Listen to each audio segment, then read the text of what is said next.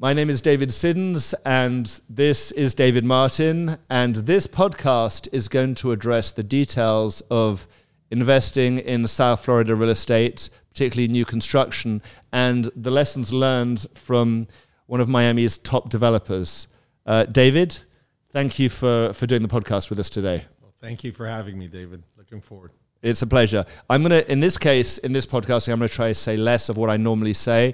I have a podcast, Better Decisions, which again, I try to help clients make better decisions. And this is really what this is going to be about, helping the buyers out there navigate the new construction market to help them really understand what's going on and quite candidly really understand from a developer how you make your decisions, your processes, and what's made you actually stand out and become different. The reason I wanted to do this was because there's so many different developers in Miami and there's many different projects, and some of them, quite honestly, they've done really, really badly. And there are ones that are shining examples of success. And by that, I mean properties that have actually come onto the market and appreciated massively. So before we get into that, everyone knows you as a developer. People don't know you. Like, who's David Martin? How did you start? What do you believe in? So tell everyone a little bit about like really who you are and how this all started. Sure. So my family is Cuban. They emigrated here in the early 1960s, and they made Miami their home. Right, they left Cuba, a totalitarian state, in a very difficult time, and were able to come here as part of many families that emigrated did, and made Miami their home. And I think that's one of the special qualities of Miami, and why I'm so lucky to be doing what I'm doing here is that. It's so open to anyone from anywhere in the world or the country to come and make it their home. And so for me, kind of grew up, went to University of Florida, got my law degree, my business degree, opened up a business while I was there, did well, sold it, and I started the company in 2001. And it was so I had I've had an amazing kind of 24 years of growth and a lot of lessons learned. I remember, I went through September 11th and what that did to the real estate economy, went through the GFC and how we lived through that. And so it's been a kind of a story of resilience, I think, about, Miami and kind of my kind of story and our firm's story to really, really study and understand, what's happening in our community, and how that evolves and year over year, and trying to implement smart strategies in order to really, our company's goal or my personal mission is to figure out ways how we could hack capitalism to solve society's needs, and I think that's really what gets me excited, and but looking forward to the discussion. With your feeling of responsibility for society and community, and we're doing this in your office in Coconut Grove. It's where you live. It's where I live. It's very close to our hearts. Why do you feel the need to fix these issues? Is it something that was in your past that said, I really want to do this? Is something that you've always had in you? How did this spark come about?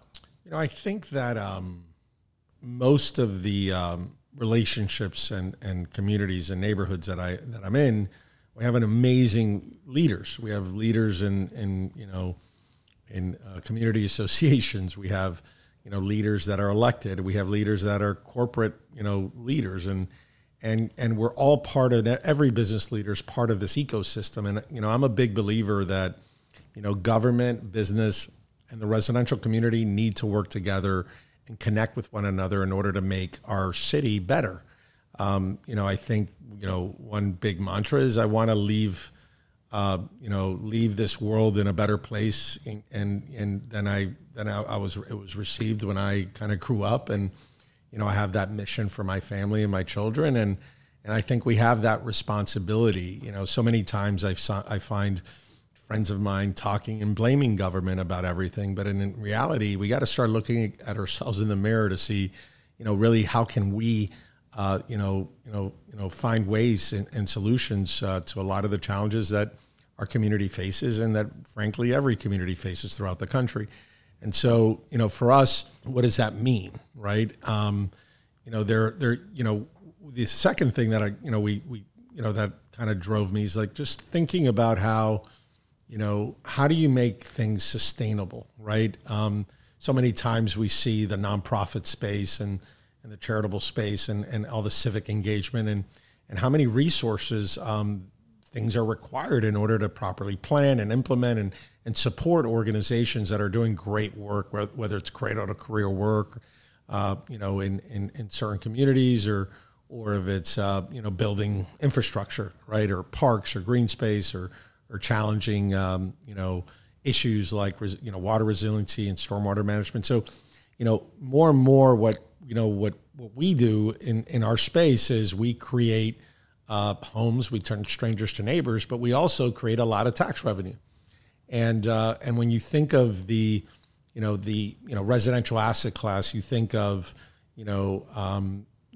properties that are high impact and low value, right? Where there's a lot of density, a lot of traffic, but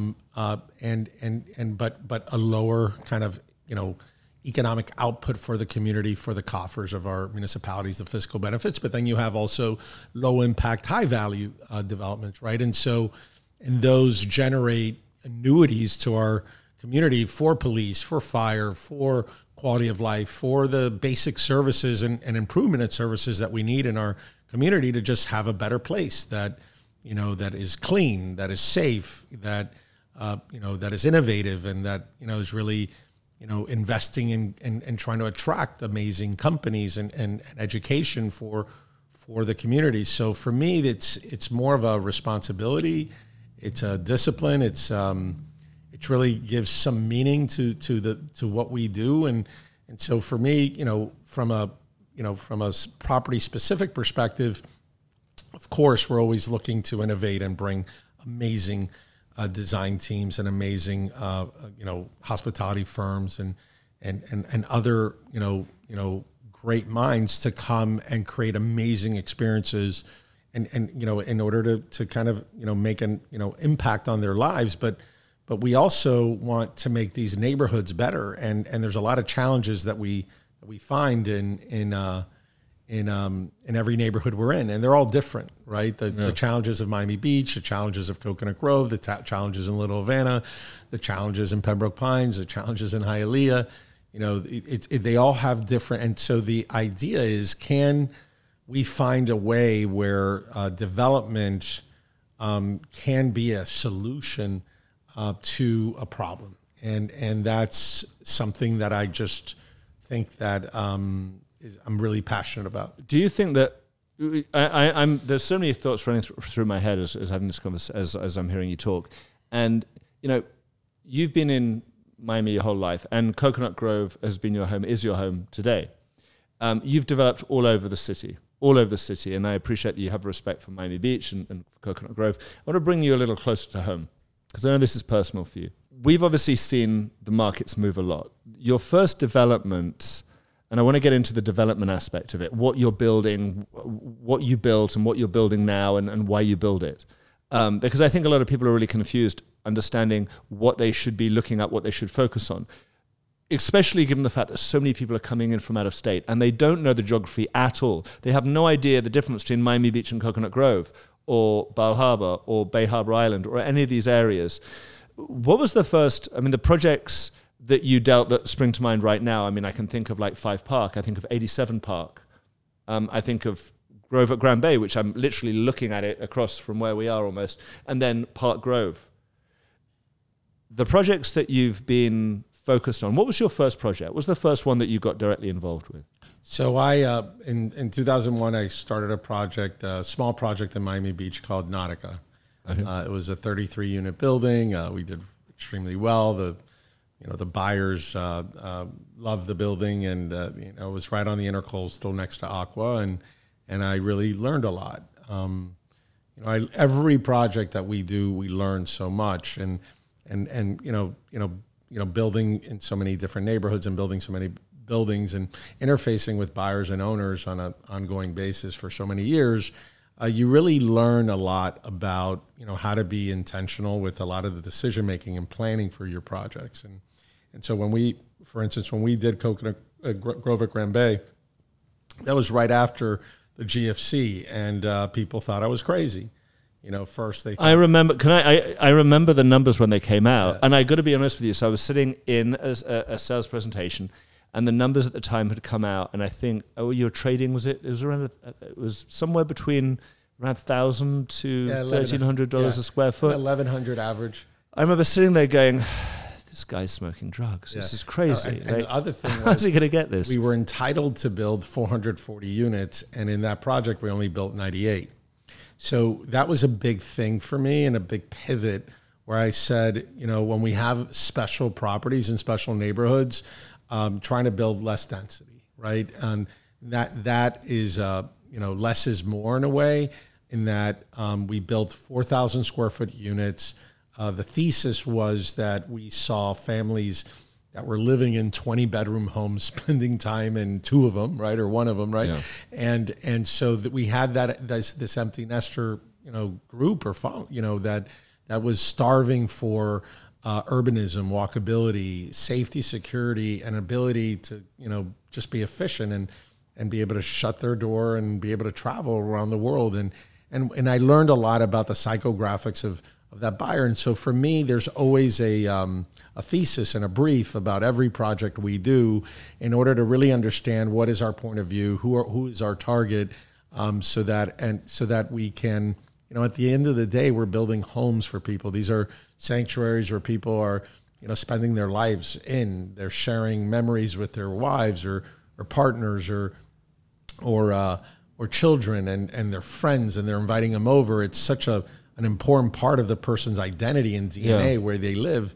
And so for my job, you know, I just wanted to, you know, I learned through life to bring amazing minds to the table to really take seriously what we do. How much research did you do into that project? Because I want to understand from a developer viewpoint, and a lot of people have no idea, how much research goes in as a developer when you were looking to build a project that was, you said, 98 units when you could have done 400 in a market that up to that point was very saturated with developers who had been churning out the 1-bedroom and 2-bedroom investor class model. But you decided not to do that. How much research goes into that? Just so it's not like you wake up in the morning and go, I'm just going to do this. Right. I think there were a few things. One was, you know, in our space in real estate, we're always looking at scarcity, right? And we always want to build in neighborhoods that have high barriers to entry, have resident activism, have, you know, tree preservation in the grove, so dramatic. But why? Because we have a limited supply, right? And the other thesis was that most owners want to live in buildings, but they want to live in buildings that are low density. They don't want to build, you know, live in, you know, 1,000-unit or 900-unit buildings, right? So what ended up happening for us was, you know, and then we started the interface process. One of the things we do is I have a group of advisors that and mentors, if you will, that kind of really I really try to research. And you know, we have people that we started getting up. We identified our target brief, and then we identified families that were living in these homes, and we sat down and interviewed with them and tried to figure out, well, how do they live? What do they want? What is that right size? What is the right floor plan?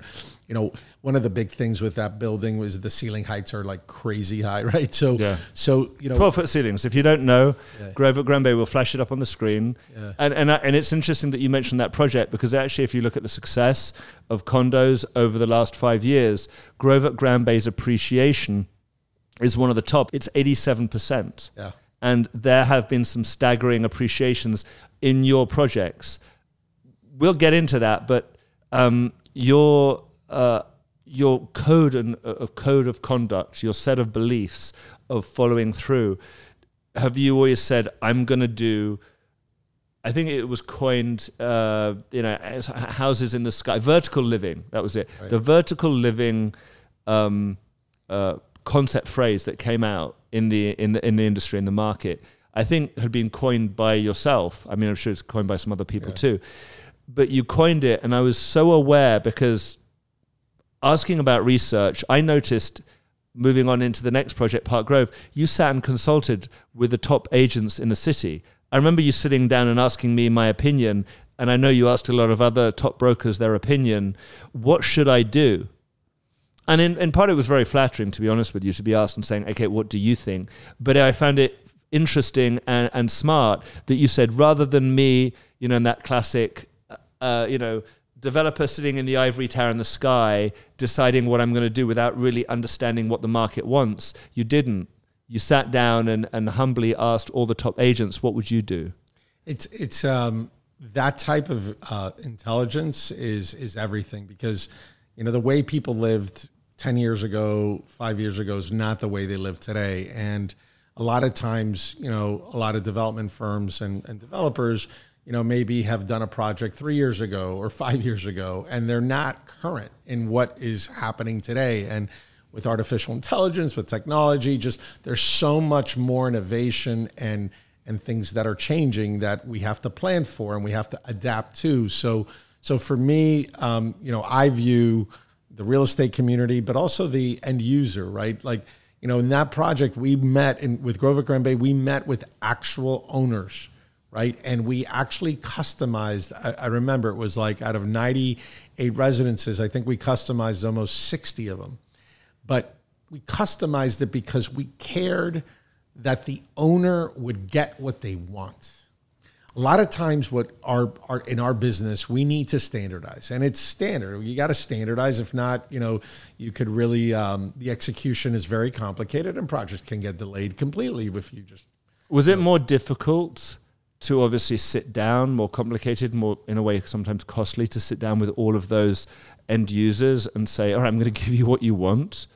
It's easier with the client. The execution's much more difficult because we need to do permit revisions with the city and coordinate those permit revisions. So you're kind of creating mini projects within your master project. So it does complicate it, but in that project and at that time, the notion in South Florida was, let me buy a huge lot, build a big house, and that's, when I've made it.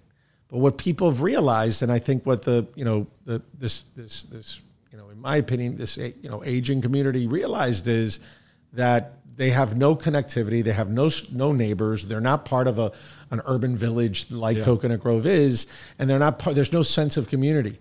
And what I saw was that these owners wanted a certain life and a certain lifestyle, and I think, putting ourselves in those owners' shoes and trying to really study from them. And also at the end of the day, each owner becomes your best fan or your worst critic, worst critic, because, at the end of the day, these are relationships that they have with my company, with myself, every owner, and there are difficult situations that happen, whether the kitchen was supposed to be one color or another, or whether the stone in the bathroom was one thing or the other, or whether the doors and closets were coordinated correctly. There's always things. The key thing for us is to really have an open, transparent conversation about how those things are going to get solved and resolved, and caring about that counterparty, caring about that person on the other side. And I think for us as an industry, or at least my company, we have all the teams that we work with, right? But we also have a team outside our company that we work with as well. And the more we treat people like family, that we look out for them, we care about them, the more energy we feel and the more loyalty and kind of connection they feel with our projects. And so our style is somewhat a little less transactional and a little more, a little deeper, but as long as we're all efficient with our times, et cetera, I think we just get a much better product with much better positive energy, associated with the project. And so for us, it's just a question of trying to find and design, within a brief and having a point of view and a purpose, and that for me is more important than anything, because if you don't have that core belief or that core DNA for that building, you really aren't anything. You're not speaking to anyone, and you're not attracting the people that are going to have a similar thought process, a similar psychographic. You want them, when the owners move into the building, there's going to be so many, friends and connections that people are going to make, but not only because it's Coconut Grove, but because we designed it and built it in a way and engineered it in a way that certain people that connect with certain people. And that, I think, having that sense of community and that commonality of interest, I think is powerful and sometimes even bigger than the buildings that we actually are building. So not only is, the design, the amenities, the software, all the services, everything we do in these buildings important, but it's also that sense of community that happens. If I'm hearing you loud and clear, your driving focus of construction, of building new condos, has been at the root building a community. Yeah.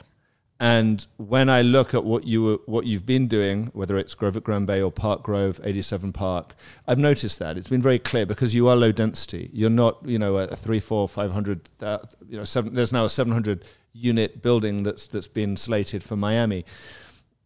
You did that in light, and again, for perspective for those that don't know, down the road is a neighborhood called Brickell. Brickell is very densely populated with rental buildings. People will rent for 6 months, a year. They're in, they're out. 80% of those buildings are rented. And coming to where we are today, we've been through the pandemic, but our market, as we're transitioning in some areas into primary-based living, vertical living, community, as you put it, living in these bigger unit buildings, you've still got a lot of rental product out there in the market, very saturated, very saturating in certain areas.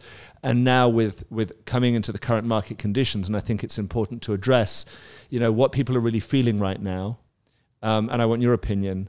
There is a lot of concerns for investors when they look at the rental market and say, okay, if I'm going to buy in this certain area, this certain building, rental figures starting to correct a little bit, being unsustainable. How do you view that? How do you view that phenomenon? How do you view it as it's happening right now? How do you view it moving forward? So, what's unique about our firm is, we do amazing design-driven buildings, residential buildings, but we also build multifamily rental. We just completed our Grove Central project, which is a rental project at the Coconut Grove Station that has Target, Sprouts, and a bunch of other great tenants. But when you think, so we see what's happening in the rental space, and I think there's always these moments, right, where if you look over the last 20 years. You will see average median incomes have been growing higher than rental growth over the last 20 years. We always have these anomalies, right? Mm-hmm. A year or two after COVID, et cetera. But when you look at over the last 20 years, you see this average median income growth. And so what the debate becomes on renting, right, is supply. There's different types of supply. There's existing older residential buildings. Mm-hmm. There's older, and then there's, 10 years, 15 years old, and there's recently built, and then there's the new product, right? And so what happens is, I definitely see a trend more for people wanting to live in new buildings rather than existing older buildings. Even, although I do see some great leadership in boards and associations that are now, positioning their buildings well. And really investing in their buildings. For instance, the Icon South Beach Condo Association, the leadership at that board really invests in their building, or Continuum, right? Keith Marks at Continuum invested in his building in order for it to have an asset management strategy. But that's very far. That's a very few group of buildings. Those guys, it's interesting. This is a very interesting point, because this point of responsibility for associations to look after their buildings is so critical, because there was those two critical points, and I know that you had some sleepless nights and dealt with some challenges on the Miami Beach area. Once we saw Chaplin collapsed and there was a large amount of new laws going in place to not look at the 40-year assessments, bring it down to 25, and then compounded by the insurance premium hikes, by the insurance companies saying, we're going to charge a lot more. These carrying costs, if not put in check, not managed properly, leads to some pretty crucifying HOA fees for residents, which obviously has the knock-on effect. How do you think these should be handled when you start to see these rising HOA fees? Is there any solution at all, or is it just it's the beginning of the end? I think the cost of living, the cost of services has gone up. Payroll has come up. People are now properly insuring their buildings. So a lot of times you see premium increases, but you're also seeing proper insurance coverage and capacity. And then you was that before there was inadequate insurance coverage? There was literally insurance that just wasn't sufficient. It was substandard. I would say, depending on the building, there were some that were adequately covered and some that weren't. But the key thing that I want to go back to is this commodity question, right? What you have is real estate, and commercial real estate, it always has, there's a certain cash flow, there's a certain cap rate, and there's a certain value assessment that somebody's willing to pay for that ongoing cash flow based on rental growth. I believe all the buildings on Brickell will absorb. They all do. They all have. They all will continue to. The question becomes are those rental buildings that are for sale, right? Are those buildings where what we are building? And the answer is no, right? So we really are building more homes for primary homeowners to live in, which we feel there's more scarcity, and I think it's maybe a smarter kind of a strategic, decision for someone to make, is to really live in buildings that don't have huge density, neighborhoods that have restrictive zoning and have scarcity, because if not, it is going to be a commodity question. Do I think rental growth will grow? I think rental growth will occur in those buildings that are well maintained and have great leadership and stewardship at the property management and board level. I really think that I see that there, but I think overall what we're seeing is that our market, our demand continues, right, and so the demand for someone that needs a home and wants a home, right, is a much different decision than somebody that's just looking to park cash and invest, because that investor is somewhat a little more fickle, a little less, they're in the market one year, they're out of the market the other year.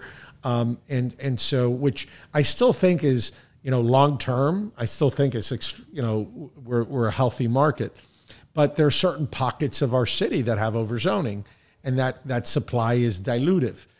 So in those cases, you should maybe have a much more of a longer term approach to the investment in those submarkets, so you're not caught in these volatile states. Long term, and again I'm framing this out, long term view with Miami, with migration, with growth, with what's going on, with it being the hub that it's becoming very quickly, and you're seeing the pull that it's taken from the broken states, as they're called.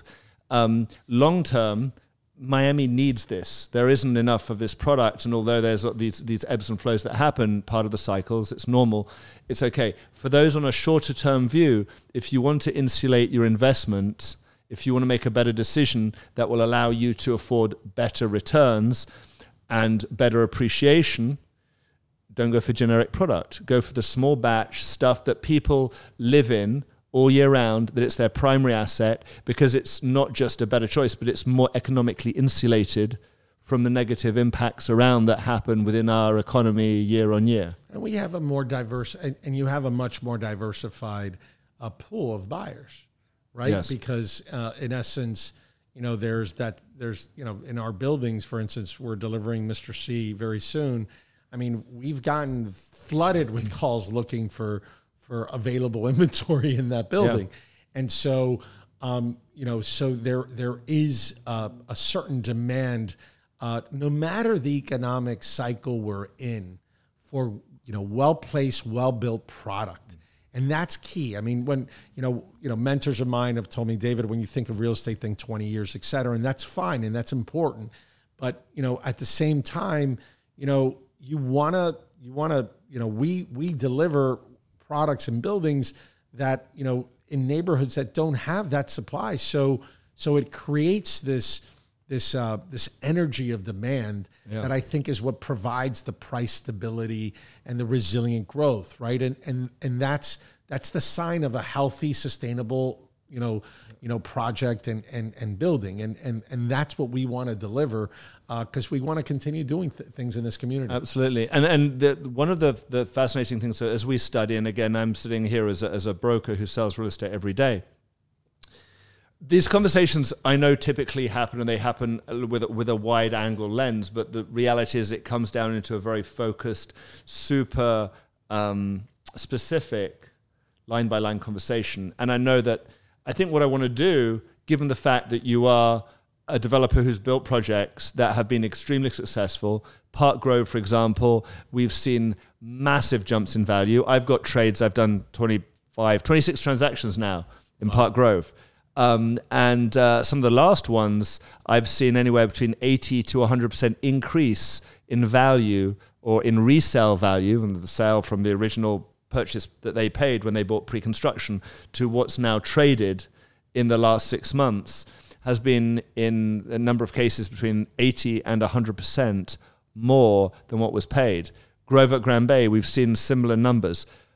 What's fascinating is that at a granular level, when you start to study this at a very granular level, there's very specific product in very specific lines, in very specific neighborhoods that are the shining examples. And what you're alluding to is this very specific formula that if you're going to make a good investment, follow these rules of engagement to make your decision.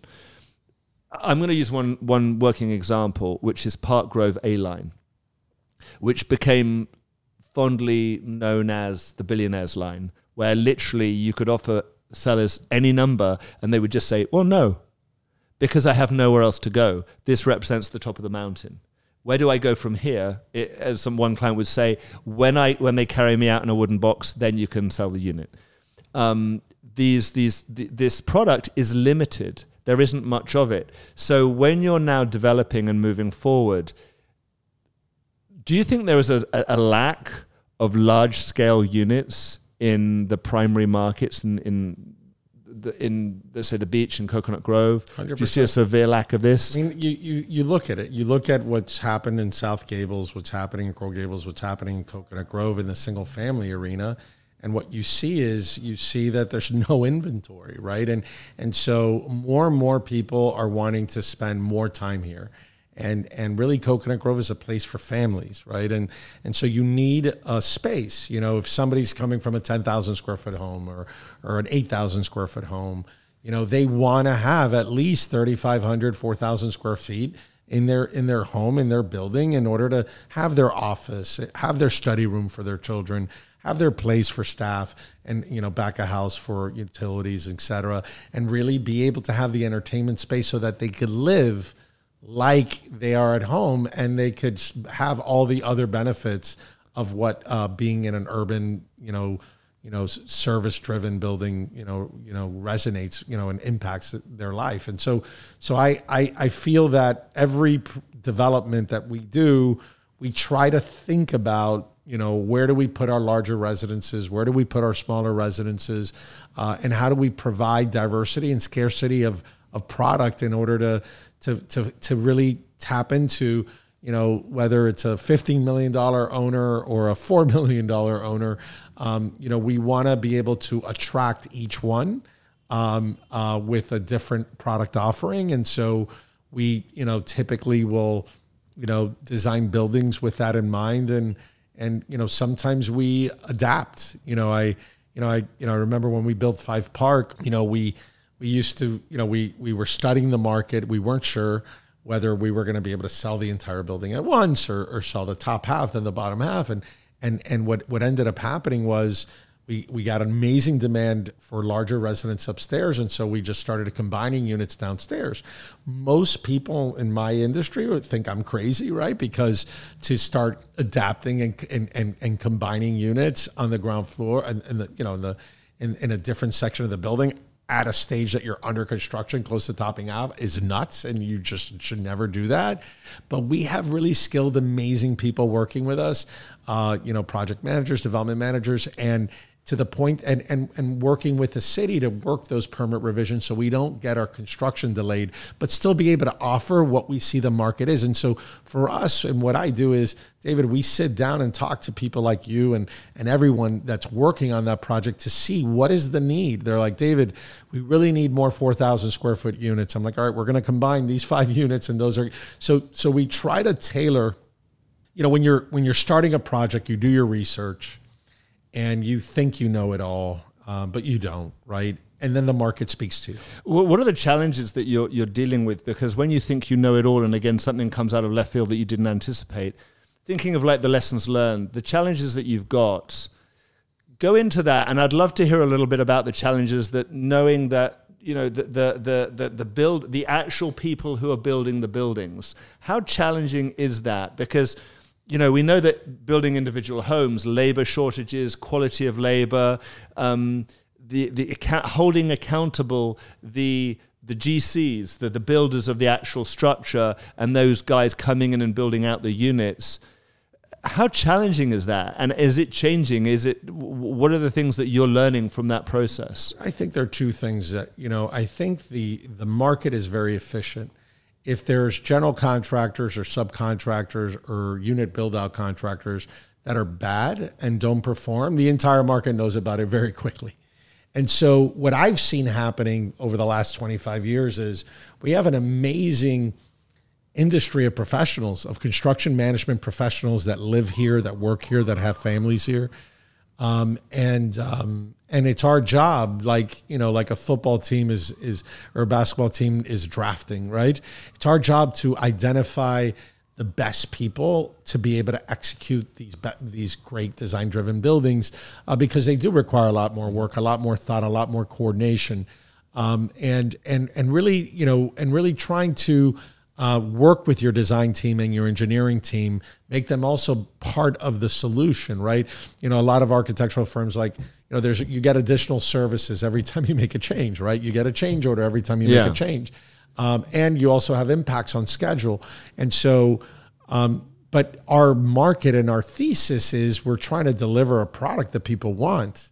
And so whenever we do during the construction cycle start getting an impact on, like for instance, I remember walking Five Park, a large unit was not in the right location. It just wasn't. What do you mean it wasn't in the right location? Listen, typically you want your best unit, largest unit, biggest price point, and the best premium view. What is considered the best premium in the building? Like typically on a building, when you go in and you're like, okay, it's this easterly, like what's the line that typically people are, in your mind, that's the one that's where I put my prime units? I think there's two things. I think direct facing water is always a plus, but it's also privacy.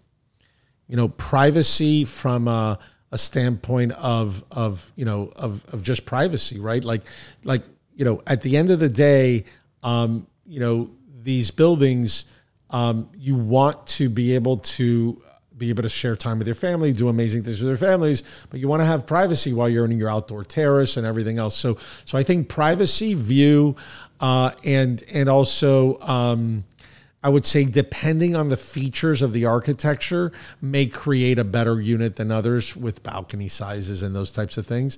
So, but specific, what we did in Five Park, we flipped the units and we moved in the middle of the construction, we moved the unit up. And these are just being honest with those mistakes. Some developers will just say, listen, I learned that mistake on this one. I just won't apply it to the next one. And a lot of times that's what we do. What is there not to do? Because obviously you know what to do, but there are certain formulas that even now, I'll be honest with you. So I did this podcast I did a video. And I didn't really think too much about it, but I called it The Ugly Truth of New Construction. And I launched it just before Christmas, and now it's up to like over 250,000 views. And I got a lot of comments that it resonated with a lot of viewers because I was very unapologetic in saying, these are some of the things that I think are terrible. Yeah. And still today, I see misdirection in new construction projects. And like when we started this podcast, I didn't want to make this a sycophantic, let's all be kumbaya, everything is amazing. I still think there's product out there that people can get at that, pardon my language, they can get their ass handed to them on a plate because they buy the wrong product, because they're buying product made on a promise that either won't be delivered or isn't delivered as they believe or are told that it's going to be delivered. How is that still going on? I mean, is there just... it's just so much money floating through the system that developers are coming in and saying, well, whatever, I'll just do whatever I like? I think that there's some people in the industry that have a short-term way and just, really are just doing one project in our market. Maybe they come from other parts of the country or the world. But on the flip side, listen, doors, so important. Man. Elevators, speed of elevators. Don't value engineer. I mean, there's just certain value basics. Engineering is something that you say value. I know what it is. You know what it is. But for those who don't understand, that value engineering is essentially just a nice way of saying it's cost cutting. It's coming in, having a deadline, having costs that expand on your project and saying, I don't want to take the money out of my pocket. I want to make the same profit. So I'm going to cut corners at the, new owner's expense where I can cut it, where it's not going to show up on the contract. Right. And so what ends up happening is most of the time those owners have to invest another $200, $300, $400 a foot into the building in order to make it a good product. Yeah. Right. Or worse, or much worse, where that product is just, in some cases, falling apart around them, and it's just not well built, or delayed beyond years. I mean, these things happen, and I think, for us, what we try to do is when we go to market with a product, we are engineered. We are in the construction document phase. We are not changing those types of decisions, and also we have a pre-construction team of estimating that really, because we're doing so much volume, we know what things are going to cost. So when we run our performance, sometimes developers are not making these decisions. Sometimes they're forced to, whether it's their capital partners, investors, kind of driving them to get to a certain yield, a certain margin. They're under pressure, right?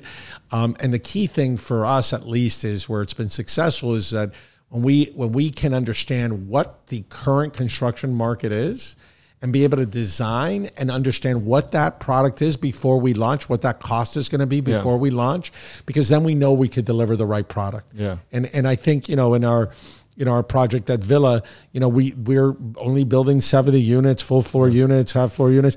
The features of those homes are so important to the buyer that it's part of the thesis. And so what I see when we target in our industry primary home buyers versus targeting investors, commodities, I think in the commodity buildings, I think a lot of times developers can get away with that. Because to be clear, the reason they can get away with it is because it's being bought by investors who are just going to rent it out. They're not living in it, so they're not scrutinizing the product in the same way. Correct. That's exactly your awareness and your ethics are the two things that obviously are driving your decisions on quality, because you're delivering a primary asset. And when people are moving in, they're going to look at that and saying, I'm going to look at, and we have that. We know we have that. We have buyers will come in and they will look at every square millimeter of the unit to make sure it's delivered, because that's their home. And the key thing for us is, and just to be perfectly frank, if we deliver a product that, let's say does not meet that standard, the key thing for us and for our team is to solve it, right? And so a lot of times we have situations where we have punch lists and people walk into our buildings and they have a long list of punch lists. Our team stays to make sure those things are efficiently resolved as quickly as possible. Yeah. Sometimes you have to order parts and they take a little time, etc. But trying to deliver on our promises, trying to accept and realize that there are mistakes that we make, but recognizing that, and then how we react to those mistakes, I think is what I think the owners. You mean like, so when you have punch list items when you move in, if there are things that need correcting, you're not going to wash your hands of it. Right. Or argue over it, right? A lot of times we're doing things that I don't think we even necessarily need to do or we're supposed to do, but we do them anyways just to have the client happy. And you know, listen, somebody's home is probably one of the most important investment decisions and assets that they make in their lives. And so they, you know, our owners take a lot of this seriously and some more than others. And so for us, it's a question of being able to adapt and have the quality control in order to be able to A, deliver it the way it should have been delivered, or B, anything that needs to be cleaned up, it gets cleaned up efficiently. I mean, honestly, the aspect that it's people's homes, that human aspect, it's the most important thing in our life. I go home at the end of the day, and no matter how my day's been, no matter how terrible it's been, when I go home and I see my family, this is my space. This is how I live my life. This is where my life matters most to me. And to appreciate that is something that I think in many times developers don't. It's just a business with dollars and cents. Bringing you back home to where you're from, where you live now, because you have a family, and again, behind, you know, well, I can see things with your kids up on the walls here. You have a family and you're in the Grove, and the Grove, you know, as an economist, the Grove has actually been in the last 5 years, out of all the markets and the sub-markets, next to maybe some very, very small niche markets that have been on the outskirts of areas that have done very well because they've bled the opportunity into them. It's really the most successful neighborhood in the whole of Miami for appreciation. I'd love to hear from you, like 3 reasons why you think Coconut Grove has, and it's the condo market. The housing market's done very well. I mean, again, you're probably thinking Coconut Grove in general, but the condo market has actually appreciated in the last 5 years more than the home market, and the home market values have gone supersonic. I'd love to hear from you 3 reasons why you really feel the Grove why has it appreciated so much better than any other neighborhood in the whole of Miami? I think one of them definitely is environmental, right? There's a certain air. There's a certain quality of air. There's the waterfront. There's a certain breeze. There's a certain tree canopy that just makes it makes you feel you're in a different place. And so many times, you know, we live in a world that has so much intensity and stress and work and this and that you want to be able to live in a place of peace and tranquility. And so I think those environmental aspects are definitely one. 2, which I've probably said way too much, is, you know, this high barriers to entry, restrictive zoning, scarcity, right? There's only certain sites where you can build significant it's a density. super small area. If you're watching this and let's say you're watching this from New York or California and you don't know Coconut Grove, you can drive through the damn neighborhood in about 15 minutes maximum. It's very small, but it's very special. Yeah. And so I think that second component about scarcity, I think, is important. And, you know, so environmental assets, scarcity. And then third is probably education. You know, we have amazing schools, amazing schools. We have the University of Miami that's very close by. So there's a very intellectual community here and connection. So I think great, you know, high schools like Branson Everglades and Carrollton and others, and great elementary schools here like Coconut Grove Elementary and you know, St. Stephen's and others. And so there's so many, you know, great public schools and private schools. And I think education just brings, you know, this sense of community, this sense of belonging, this active green space and parks. And it just brings about, I think, a very healthy, sustainable neighborhood, which is, you know, I think what we saw you know, right after the GFC, I think we bought the Grand Bay Hotel. That was when there was an article that came out on the Wall Street Journal, and it was titled From Birkenstocks to Billionaires. And it went from being this sleepy artist little village, and they call it the village in the city. That's why I get people come from New York and they're like, I never knew this place existed.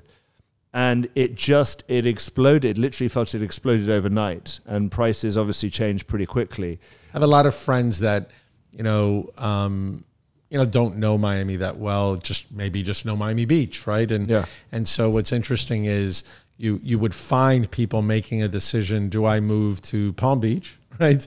Or do I move to Coconut Grove? Totally different markets. Totally different markets.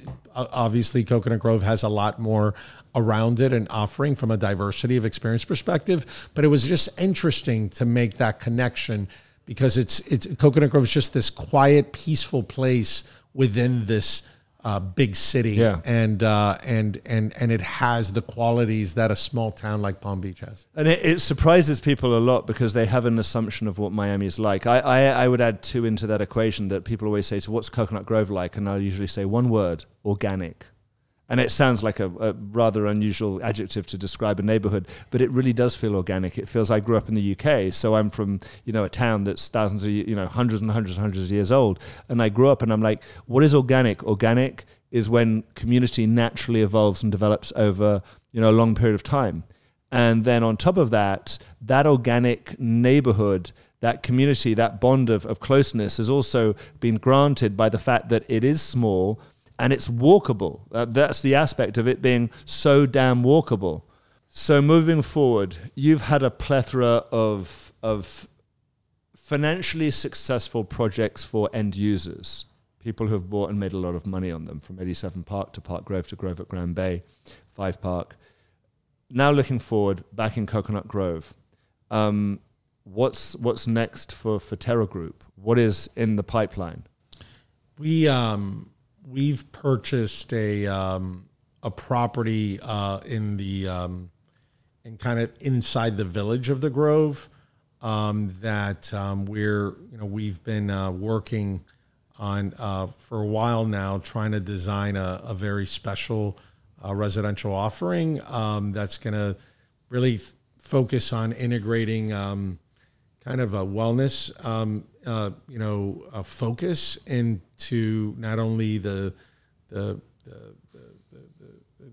specs of the units and buildings from an air quality, water quality, and lighting quality point of view, but also kind of having some amazing people that we've brought from New York to kind of create a social wellness club. So that's kind of on the table, and it's something amazing. We also are thinking about how we could create a park, an active park on the rooftop of the building to have like a 2-acre kind of park for the residents, and also integrate the wellness and food and beverage of what this company has to offer. So we're very excited about the opportunity, and I want to leave the details for another day, but it's something that's really never been done, I think, and something that I think is the customer in Coconut Grove is so health focused, our aging population so focused on wellness, and health is a huge aspect. By the way, if I ride bike, for example, I ride out on the weekend, and if you go to the Grove on any given Saturday or Sunday, there's pelotons of bikes, there's people running everywhere, there's people walking the dogs, there's the local gyms and personal training centers are packed. It's a very active, outdoorsy lifestyle because it's beautiful. It's just, honestly, we feel good when we're surrounded by green and natural space and right. trees and plants. And, you have some of the most incredible trees in Coconut Grove. Like, go down the banyan trees that exist as you go down Main Highway. I mean, it's absolutely, we have botanical gardens. We've got these parks. So I can see how you're speaking to the community right. that will look for that. And given the fact that you mentioned earlier on, the zoning for condos in Coconut Grove cannot be underestimated. It's pretty small. I think I calculate it like maybe 10% of the geographical market is open for condos. Right. The rest is houses. Right. And the zoning isn't going to change. So your limitations of future projects, unlike other neighborhoods where there's like lots of land available, you can go to other neighborhoods and there's always a parcel that will come available. There are no other parcels. Right. Basically, that's it. And I know you can't say much more than this. We have conversations off camera. What I will ask you is, when can we expect to know more? When can we expect to hear about the launch of this project? Soon. All right. So a couple of months? Yes. So if you want to know more about the project, if you're interested to know more about it, pick up the phone and give me a call. I can have maybe some private conversations. But again, like with all good projects, these are things that when you are in the discussion early, you have an advantage. That's all I'll say. David, I could talk to you a lot more, and I'm sure we'll have more conversations in the future. I want to leave the audience with my commentary on this podcast and what I've experienced is that there is a lot of misdirection that happens in the market. There's also a lot of motivations that are not sometimes pure, and they're driven financially. And if you are going to buy into a project, I think you want to be involved, very importantly, to choose the right developer, to make sure that the person that is going to build a project is sincere and doing it for the right reasons. And if they say they're going to do what they're going to do, they're going to deliver it and not make empty promises. I think that there's a formula that you've found. You've really pushed the primary resident model, the vertical living in the sky. I've said for a long time, for many years, and please go back and look at my videos, my podcasts, my articles, reports, and analytics. I have studied this, and condo product of a primary nature outperforms investment product 9 times out of 10. That doesn't mean there's not room for opportunities to buy condo product as an investment to rent it out. In my view, every real estate purchase is an investment of a kind. And if you obviously want some more of the details, the market statistics, the analysis that we give openly, because opinions are opinions, we like to back this up with real data. Please read the article that's associated with this podcast. And for any questions, the forum is open. DM me, ask me a question. Maybe if you have some questions for David, next time we meet with him, which we will, we'll be able to answer those questions honestly, candidly, and openly. David, thank you very much for running the podcast. Thank you. I'll see you again. Thank you, David. Appreciate it.